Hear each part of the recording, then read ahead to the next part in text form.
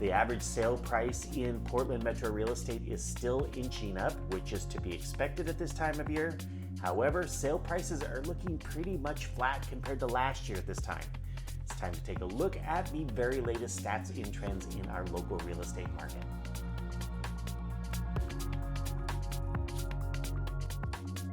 Hi everyone, RMLS here, and I'm bringing you the very latest in Portland Metro's local real estate stats and trends. My sample, as always, includes the full Portland Metro area, including Southwest Washington. As always, if you have any questions about what's going on in a specific area, feel free to drop me a line or post a comment in the comment section right here. So let's dive in with sale prices. After starting out the month in the red, the average sale price in June is holding pretty steady. We saw a 2% increase in the average sale price compared to the previous week. However, we landed only about a half of a percentage point higher than the same week last year. In a more typical Portland market cycle, the highest average sale price that we see in a year is usually some week in May or June.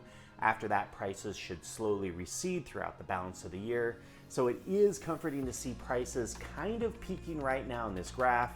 There is an outlier back there at the beginning of March, but to be fair, at the start of February, when those deals that closed at the beginning of March first went under contract and buyers locked in their rates, the 30-year fixed had moved down to the mid-5s, and right now it's in the mid to low 6s. Speaking of interest rates, oil prices dropped this week, and as a result, so did the yield on the 10-year Treasury, which of course is a big indicator of where mortgage rates are headed.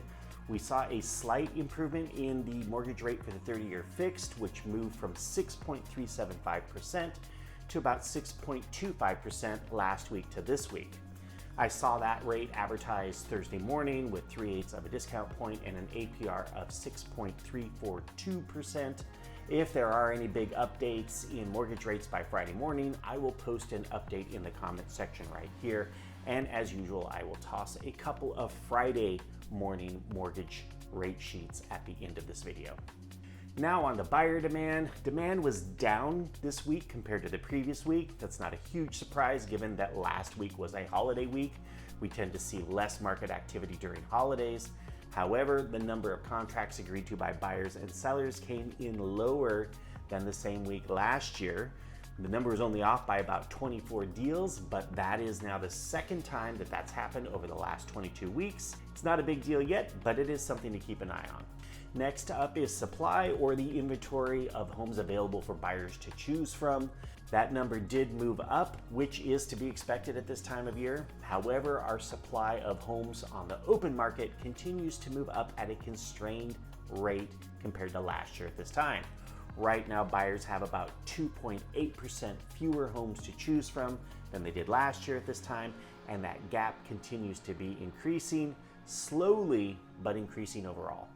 Okay, so let's run through the big trends that we are following this week. Sale prices are up, but still feeling kind of flat compared to last year. Supply was up, but moving up at a slower pace than last year at this time.